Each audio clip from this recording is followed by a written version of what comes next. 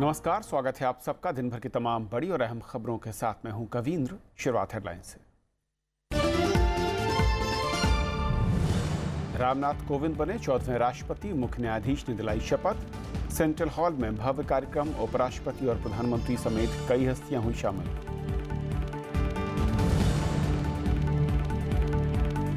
राष्ट्रपति का संविधान की मूल भावना के साथ काम करने का वादा, विविधता को बताया देश की पहचान, सबको समान अवसर देने पर जोर।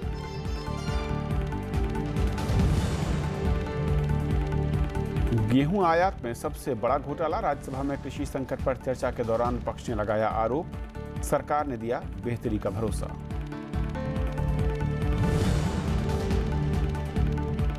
सेना के पास गोला बारूद का भरपूर भंडार, सदस्यों की चिंताओं पर रक्षा मंत्री का जवाब, कहा सीएजी की रिपोर्ट पुराने समय की बात।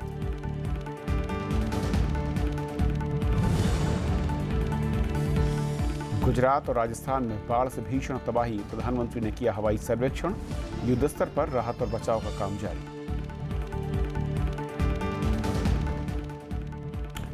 और आइए देखते हैं पहली खबर।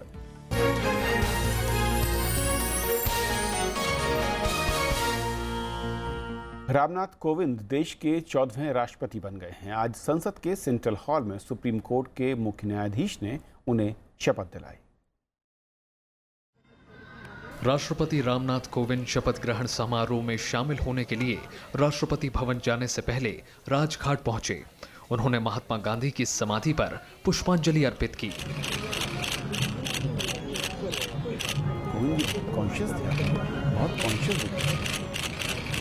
इसके बाद रामनाथ कोविंद राष्ट्रपति भवन पहुंचे, जहां प्रणब मुखर्जी ने उनका स्वागत किया। हाँ, शब्द बीच में जो है वो।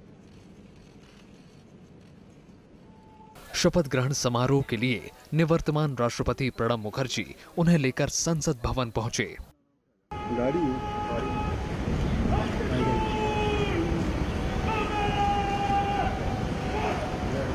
संसद के सेंट्रल हॉल में शपथ ग्रहण समारोह हुआ।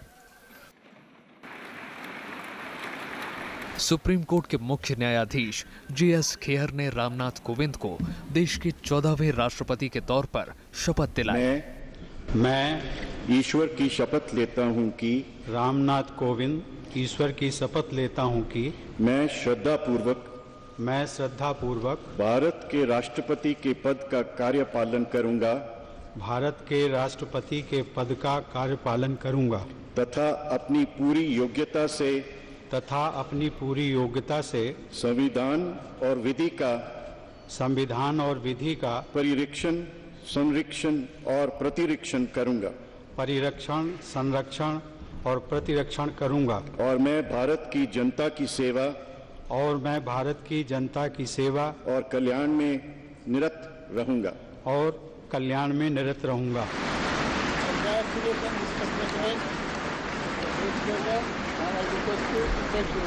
इसके बाद राष्ट्रपति के सम्मान में 21 तोपों की सलामी दी गई।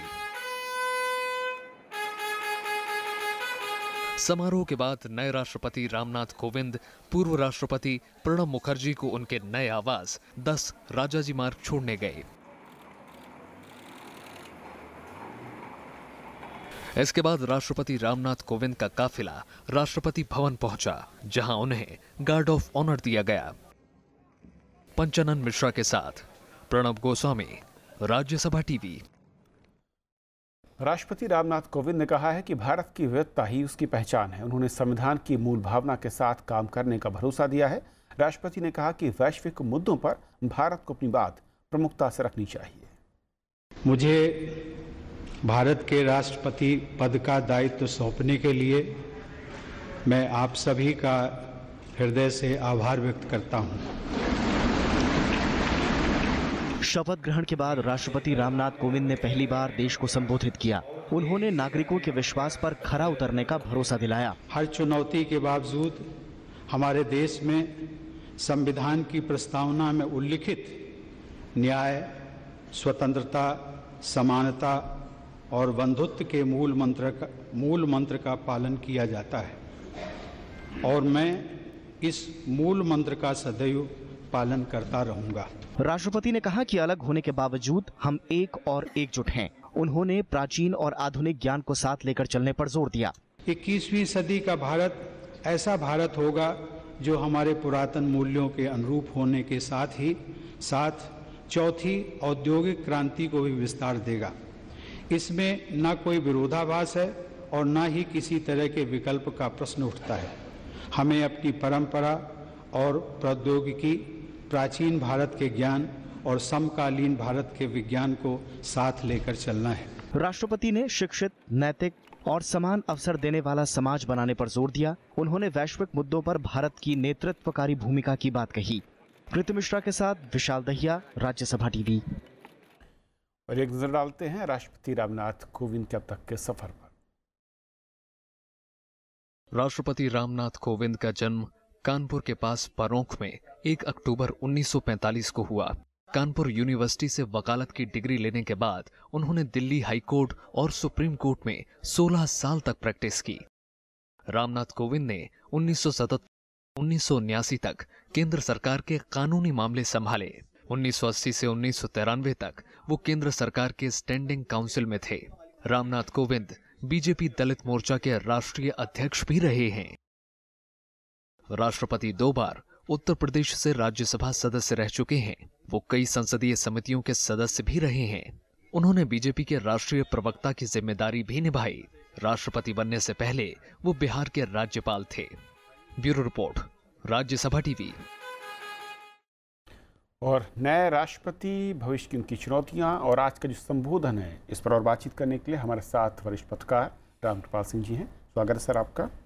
सबसे पहले तो जिस तरीके की चुनौतियां भारतीय लोकतंत्र में राष्ट्रपति पद के लिहाज से देखी जाती हैं, नए राष्ट्रपति जो हमारे हैं रामनाथ कोविंद साहब, उनके सामने आप कैसे देखते हैं? क्या बड़ी चुनौतियां आपकी नज़र में है अगले 5 साल?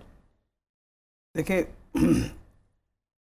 भारतीय राष्ट्र राज्य में कई तरह की चुनौतियां तो रहती हैं। एक जैसे आप सबसे बड़े पद पर बैठे हुए हैं, तो और जैसा उन्होंने कहा कि इतनी अनेकता में एकता जिसको बोलते हैं, ये विविधता जो है, तो मूल मंत्र और संविधान, तो एक राजनीतिक कई बार ऐसी चीज़ें आती हैं क्योंकि हम हिंदुस्तान बड़ी तेज़ी से बदल रहा है। ट्रांजिशन का दौर है।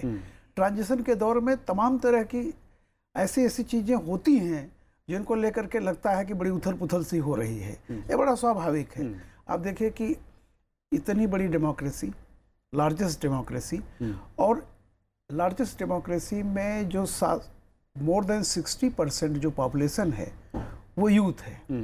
अब आप समझ सकते हैं कि यूथ की जो महत्वाकांक्षा होती है, जो उसके अंदर की इच्छा होती है, जो भविष्य को लेकर के एक बहुत ज़्यादा वो होता है, तो ट्रांजिशन फेज है। लेकिन वो सब तो देखिए, हमारे यहाँ संविधान है, सारी चीज़ें, हमारे डेमोक्रेसी के पाए इतने मजबूत हैं कि व्यक्ति तो महत्वपूर्ण है, लेकिन जो संस्थाएं हैं वो इतनी महत्वपूर्ण हैं कि वो बड़ी आसानी से निभ जाता है। सबसे बड़ी चुनौती जो है वो ये होगी कि जो विकास की मुख्य धारा जितनी तेजी से हम बदल रहे हैं, उसमें रामनाथ जी ने जिस दिन जीते थे जो वाक्य कहा था, बड़ा मार्मिक वाक्य था, और मैं समझता हूँ कि वही उसका दर्शन उनका है और हिंदुस्तान का होना चाहिए। कि जब मैं बचपन में बारिश होती थी, उन्होंने कहा आज दिल्ली में बारिश हो रही है, जब मैं बचपन में बारिश होती थी तो दीवार के किनारे था, छप्पर से पानी चूता था उससे बचने के लिए। आज मैं राष्ट्रपति का चुनाव जीत गया हूँ, राष्ट्रपति भवन पहुँचने वाला हूँ, लेकिन आज भी तमाम किसान, मजदूर, उन्होंने कोई एक जाति का सूचक नहीं कहा, तमाम किसान मजदूर हमारे भाई आज भी होंगे जो बारिश में भीग रहे होंगे। ये बहुत बड़ी चीज़ है। तो एक जो बहुत बड़ा तबका है जो कहीं ना कहीं से विकास की मुख्य धारा में से अभी थोड़ा सा प्रोसेस है, उसमें आ रहा है, उसको कैसे उसको ये भरोसा दिलाएं, उसको लाने की कोशिश हो। लेकिन सबसे बड़ी बात है उसको ये भरोसा हो कि कोई मेरे बारे में सोच रहा है, और जो इस देश का सर्वोच्च नागरिक है, सबसे बड़ा है, वो उसके दिल में हमारे लिए जगह है, सुकून है। तो एक बहुत बड़ा भरोसा होता है। देखिए, हर आदमी जानता है कि सब कुछ नहीं मिल जाता है सबके, लेकिन हम आप पर भरोसा रख सकें, ये बहुत बड़ी चीज़ है। और मैं समझ कि एक और वाक्य कहूँगा कि आज़ादी के बाद एक बहुत बड़ा ये जो इनका चुना जाना है, देखिए ये छोटी मामूली घटना नहीं है। कई लोग उसको दलित और इस तरह की बात करते हैं, वो तो पहले भी रहे हैं। सबसे बड़ा जो सामाजिक और सामाजिक परिवर्तन राजनीतिक परिवर्तन में तब्दील हुआ है, आप ये देखिए आज की तारीख में, अभी वेंकैया जी का चुनाव हो रहा है, ज़्यादा संभावना है कोई होंगे। ऐसा हिंदुस्तान में पहली बार हुआ है जब राष्ट्रपति, संभावित उपराष्ट्रपति भी, लोकसभा अध्यक्ष और प्रधानमंत्री, ये चारों पद, एक कहा जाता था कि मतलब जैसे आप उसे भाजपा कह लें, जनसंघ कह लें, जो भी है, यानी एक जो आइडियोलॉजिकल अभी तक एक डरावना बना के रखा गया था कि ये आएंगे फलाना, आज जनता ने उसको एक स्वीकार किया है, जिन्हें किनारे पर किया गया था उनकी, तो एक बहुत बड़ी चीज है, एक एक्सेप्टेंस मिला है। आने वाला भविष्य बताएगा कि क्या चीजें हैं। अभी तक तो जो कुछ भी हुआ 2014 के बाद का जो एक बदलाव रहा है, उसका मैंने ये कहा कि आज वो चीज हुई है। और जिस तरह की उन्होंने आज स्पीच दी है, उन्होंने समूचे 125 करोड़ लोगों का धन्यवाद किया है कि आपके भरोसे में जीता हूं। उन्होंने सबको साथ लेने की बात की। एक छोटा सा रिएक्शन और चाहूंगा वक्त की कमी से, कि उन्होंने कहा कि एक चौथी क्रांति की बात की। उन्होंने कहा कि और उसमें पुरानी चीजें भी होंगी और नए विज्ञान के साथ वो एक जोड़कर चलेगा। क्या इशारा है? देखिए, उन्होंने बहुत अच्छी बात कही कि परंपरा, जो हमारी पुराने मूल्य हैं, उसके साथ और जो परिवर्तनकारी चीजें हैं, उनमें एक चौथी औद्योगिक क्रांति, कहीं उसमें वो नहीं है। कोई भी समाज कुछ अपने मिनिमम सांस्कृतिक मूल्यों के साथ ही चलता है, वो उसकी अस्मिता से जुड़ी हुई चीजें होती हैं। तो एक अच्छी बात उन्होंने कही कि कहीं कोई टकराव नहीं है। हम हिंदुस्तान का जो एक बहुत बड़ा, जैसे मैंने कहा ना कि पावर हाउस है, जो यूथ है, ये इसके जो सपने हैं, तो दुनिया मान रही है कि जिस तेजी से हमारे यहाँ बदलाव हो रहा है, पूरी दुनिया देख रही है। तो उनका यह है कि चौथी औद्योगिक क्रांति होगी हिंदुस्तान में, और हम अपने पारंपरिक जो हमारी परंपराएं रही हैं, उसके जो सांस्कृतिक निहितार्थ मूल्य हैं, उनको हम लेकर के चलेंगे। उनमें कहीं कोई टकराव नहीं होगा। बहुत शुक्रिया सर इस पूरे मसले पर हमारे साथ जुड़ने के लिए। और ये थी हमारी पहली खबर। छोटा सा ब्रेक और ब्रेक के उस पार दिन भर की दूसरी बड़ी खबरें।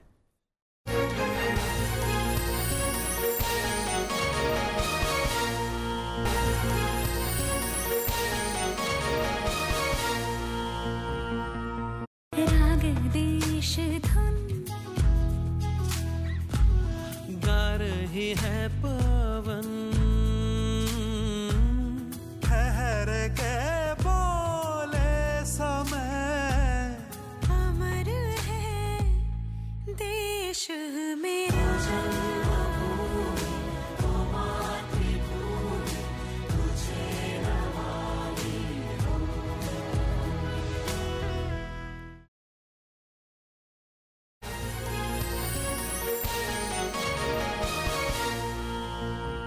देश में किसानों की दुर्दशा और आत्महत्या पर राज्यसभा में अल्पकालिक चर्चा हुई। पक्ष के ज्यादातर सांसदों ने कहा कि देश में खेती अब घाटे का सौदा है। हालांकि सरकार ने कहा कि एनडीए सरकार की ओर से किसानों के लिए शुरू की गई योजनाओं का फायदा दिखने लगा है। चर्चा की शुरुआत करते हुए कांग्रेस के सांसद दिग्विजय सिंह ने किसानों की बदहाली की तरफ सरकार का ध्यान खींचा। उन्होंने भंडारण की व्यवस्था दुरुस्त करने के अलावा स्वामीनाथन रिपोर्ट को लागू करने की मांग की। दिग्विजय सिंह ने बम्पर पैदावार के बावजूद गेहूं आयात करने को बड़ा घोटाला करार दिया। फूड ग्रेन्स में हमारा जो इंपोर्ट 2014-15 में केवल 134 करोड़ था, वो 16-17 में बढ़कर 9,009 करोड़ हो गया, एंड इंक्रीज ऑफ 6,623%। कांग्रेस के अलावा जेडीयू और डीएमके समेत कई पार्टियों ने सरकार से किसानों की कर्ज माफी की मांग की। The government is destroying the cooperative sector, which has been helpful to poor farmers to an extent. Demonetization was extremely harmful to the cooperative sector. The banks in Tamil Nadu are threatening the farmers. The reason for the suicide by the farmers in Tamil Nadu is they are treated like criminals. TMC सांसद Derek O'Brien ने किसानों की आत्महत्या की तरफ ध्यान खींचा। उन्होंने नोटबंदी के चलते किसानों को हुई समस्याओं की तरफ सरकार का ध्यान खींचा। बीएसपी ने किसानों की कम होती आमदनी का मुद्दा उठाया। So we talk about bullet trains, smart cities, Kisan channels, but the life of the farmer is still the same. केंद्र और राज्य की सरकारों की हजारों घोषणाओं के आश्वासनों के बावजूद खेती किसानों की पसंद का पेशा नहीं रहा, बल्कि एक मजबूरी का पेशा बन गया है। खेती की उपेक्षा, किसानों की उपेक्षा निरंतर हुई है। खेती और किसान मंत्रालय का नाम रख देने से कोई फर्क नहीं पड़ता है। खेती चर्चा के दौरान खेती में तकनीक और शोध का मुद्दा भी उठा, तो वहीं सरकारी योजनाओं का लाभ किसानों तक पहुंचने के लिए सरकार से कदम उठाने की अपील की गई। Why did you allow the foreign players and those who import commodities from foreign countries to import and dump wheat in our country that ultimately led to the farmers not getting even the MSP, minimum support price? आज इस देश में, और sorry to से कृषि मंत्री जी, पिछले कुछ वर्षों में इस साइंस और टेक्नोलॉजी और रिसर्च के बारे में थोड़ा हमारा दुर्लक्ष्य रहा है, और इसको आपको कहीं ना कहीं इस परिस्थिति को सुधारना होगा। Limited procurement of food grains by government agencies and failure to provide remunerative price to the farmers. These are key issues. How we can address as a nation, as a government, as a parliament, how we can address these key issues. वहीं सरकार ने कहा कि वो किसानों की बेहतरी के लिए कदम उठा रही है और आने वाले दिनों में इसका लाभ देखने को मिलेगा। 50,000 करोड़ का प्रावधान करके एक कृषि सिंचाई योजना का अमल करने का काम किया। 22 योजनाएं कंप्लीट हो गई, आप चाहेंगे तो नाम भी देंगे। प्रधानमंत्री सिंचाई योजना के माध्यम से हर जिला का इरिगेशन प्लान बन रहा है। एनडीए की सहयोगी पार्टियों ने भी किसानों की दुर्दशा पर चिंता जाहिर की। पंचानन मिश्रा, राज्यसभा टीवी। रक्षा मंत्री अरुण जेटली ने कहा है कि देश की रक्षा के लिए सेना के पास पर्याप्त हथियार और गोला बारूद है। वो रक्षा तैयारियों पर सीएजी की ओर से पेश रिपोर्ट पर राज्यसभा में विपक्ष के सवालों का जवाब दे रहे थे। रक्षा मंत्री अरुण जेटली ने रक्षा तैयारियों को लेकर राज्यसभा में विपक्षी सांसदों की आशंकाओं को दूर करने की कोशिश की। उन्होंने कहा कि सेना देश की संप्रभुता की रक्षा करने के लिए पूरी तरह सक्षम है। उनके पास पर्याप्त गोला बारूद और हथियार हैं। जेटली ने कहा कि कैग की रिपोर्ट में गोला बारूद की कमी का जो जिक्र है वो एक खास समय की बात है, उसके बाद इसमें काफी सुधार हुआ है। The report has reference in relation to a particular point of time. Thereafter, procedures have been simplified, powers have been decentralized, and the armed forces are reasonably and sufficiently equipped. Let me assure this House. हालांकि विपक्ष सरकार के जवाब से संतुष्ट नहीं हुआ। कांग्रेस के आनंद शर्मा ने पूछा कि हथियार खरीद प्रक्रिया को कब सरल किया गया। That when was this procedure simplified? It was only 10 days before, when the Vice Chief of the Army, a committee has been set up, and the government has now taken a decision to go for emergency ammunition purchases and इससे पहले Samajwadi party के सांसद रामगोपाल यादव ने सेना के पास गोला बारूद की कमी से जुड़ी सीएजी रिपोर्ट पर चिंता जताई। चीन और पाकिस्तान दोनों क्या कर रहे हैं सब जानते हैं। फिर क्या वजह है कि हमारे पास इतना आर्म्स और एम्यूनिशन नहीं है कि हम 10 दिन से भी ज़्यादा लड़ सकें, लेकिन देश को बचाने के लिए आप लोग इस मामले में कोई लाएतलाली न बरतें। संसद में पेश सीएजी रिपोर्ट में कहा गया है कि सेना के पास केवल 10 दिन के युद्ध के लिए गोला बारूद है, जबकि ये कम से कम 20 दिन की अवधि के लिए रिजर्व होना चाहिए। कृति मिश्रा, राज्यसभा टीवी। तमिलनाडु के स्कूलों में अब वंदे मातरम का सामूहिक गान होगा। मद्रास हाई कोर्ट ने कहा है कि हफ्ते में 2 बार सभी स्कूलों में ऐसा किया जाए। कोर्ट ने सोमवार और शुक्रवार का दिन सुझाया है। जस्टिस एमवी मुरलीधरन ने कहा कि जो लोग राष्ट्रीय गीत गाने में असमर्थ हैं उनके साथ कोई जबरदस्ती न की जाए, लेकिन इसके लिए उन्हें वैध कारण बताना होगा। जज ने राज्य सरकार को आदेश दिया कि वो सरकारी वेबसाइट और सोशल मीडिया पर अंग्रेजी और तमिल भाषा में वंदे मातरम उपलब्ध कराएं ताकि लोगों को गाने में आसानी हो।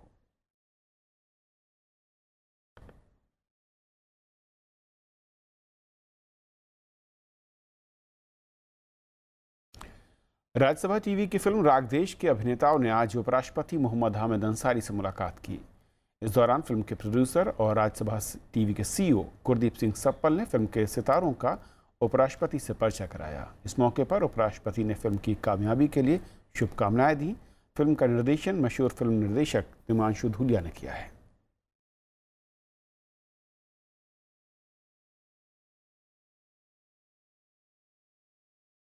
आज़ाद हिंद फौज रेड फोर्ट ट्रायल पर बनी फिल्म राग देश के स्टार कास्ट आज फरीदाबाद के मानव रचना विश्वविद्यालय और दिल्ली विश्वविद्यालय पहुंची। फिल्म का प्रचार करने पहुंचे सितारों ने छात्रों के साथ अपने यादगार पल साझा किए।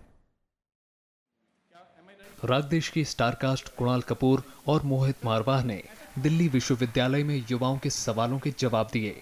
छात्र छात्राओं के बीच फिल्म को लेकर बेहद गर्मजोशी दिखी। जब मैंने स्क्रिप्ट पढ़ी पहले तो मुझे यकीन नहीं आया कि इस कहानी के ऊपर किसी ने पहले पिक्चर नहीं बनाई। मुझे लगा कि ये जो कहानी है ये बिग स्क्रीन के लिए बनी है। इसमें वॉर है, इसमें कोर्ट रूम ड्रामा है, इसमें ब्रोमांस है, इसमें रोमांस है, इमोशन है, हर वो चीज़ है जो एक बिग स्क्रीन बड़े पर्दे पर देखने वाली पिक्चर में होनी चाहिए। इस मौके पर फिल्म के निर्माता और राज्यसभा टीवी के सीईओ गुरदीप सिंह सप्पल भी मौजूद रहे। उन्होंने बताया कि फिल्म का मकसद इतिहास के अनछुए पहलुओं को सामने लाना है। राज्यसभा टीवी जब स्टैब्लिश हुआ एक पब्लिक ब्रॉडकास्टर के नाते और उसने अपनी एक जगह बनाई, तो हम लोगों को ये लगा कि कहीं ना कहीं हम लोग उस एरिया में जाए जहां पे हिंदुस्तान का मीडिया हिम्मत नहीं कर पाया। और कुछ सब्जेक्ट चुने थे, उनमें सबसे पहले ये वाली फिल्म बनकर तैयार हुई, क्योंकि सुभाष चंद्र बोस का जो कैरेक्टर है और आईएनए है, उसका पूरा कंट्रीब्यूशन, उसकी पूरी बहस, उनके जीने मरने, ताइवान के प्लेन क्रैश और उसके बाद वो जीवित रहे या नहीं रहे, वहां तक लिमिटेड है। आम जनता में उनकी फिलॉसफी क्या थी, आईएनए लड़ी क्यों, आईएनए के साथ हुआ क्या, उसके बाद हुआ क्या, ये सामने आया नहीं। साथ ही फिल्म में एक अहम भूमिका निभा रही राज्यसभा टीवी की वरिष्ठ पत्रकार अमृता राय ने भी फिल्म की खासियत लोगों को बताई।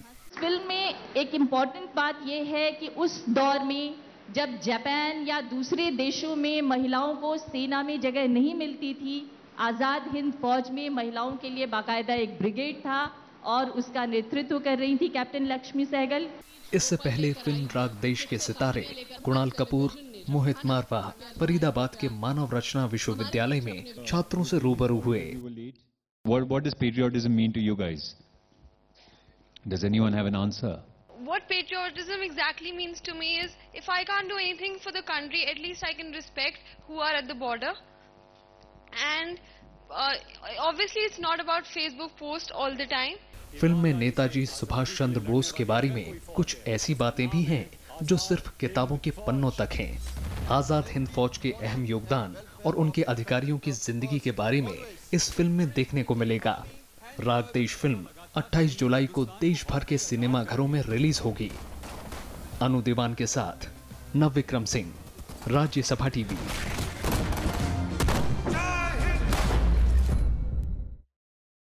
देश के कई राज्यों में भारी बारिश के बाद बाढ़ के हालात हैं। गुजरात में प्रधानमंत्री नरेंद्र मोदी ने बाढ़ पीड़ित इलाकों का दौरा करने के बाद शहरी और ग्रामीण क्षेत्रों में हर संभव मदद का भरोसा दिया। राजस्थान में भारी बारिश के चलते सामान्य जनजीवन भी अस्त व्यस्त है। तैरती गाड़ियां, डूबते मकान और जिंदगी तलाशते लोग। तस्वीरें देखकर बाढ़ और बारिश के हालात का अंदाजा लगाया जा सकता है। प्रधानमंत्री नरेंद्र मोदी ने गुजरात का हवाई दौरा कर बाढ़ पीड़ित इलाकों का जायजा लिया। मुख्यमंत्री विजय रूपानी ने उन्हें हालात की जानकारी दी। रिलीफ कार्य को और अधिक तेज किया जाएगा। भारत सरकार की तरफ से जहां अर्बन शहरी क्षेत्रों में इंफ्रास्ट्रक्चर का, व्यक्तिगत संपत्ति का, दुकानों की संपत्ति का जो नुकसान हुआ है, भारत सरकार की अर्बन टीम भी आएगी, उसका पूरा आकलन करेगी। गुजरात में लगातार हो रही भारी बारिश से बनासकांठा और पाटन जिलों में आई बाढ़ से राज्य में हाई अलर्ट जारी कर दिया गया है। राहत और बचाव कामों के लिए सेना, वायुसेना और राष्ट्रीय आपदा मोचन बल को बुलाया गया है।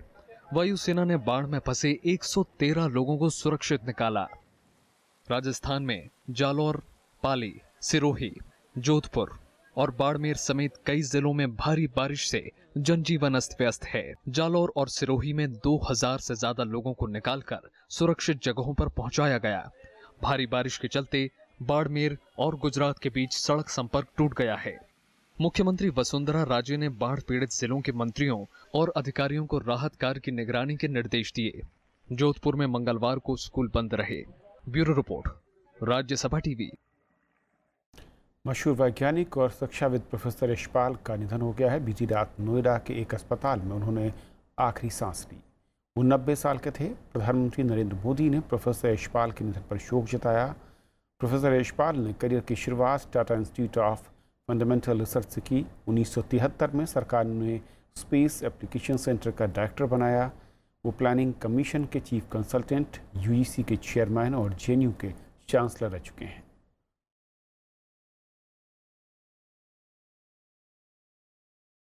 तो खबरों के आज के सफर में इतना ही। नमस्कार।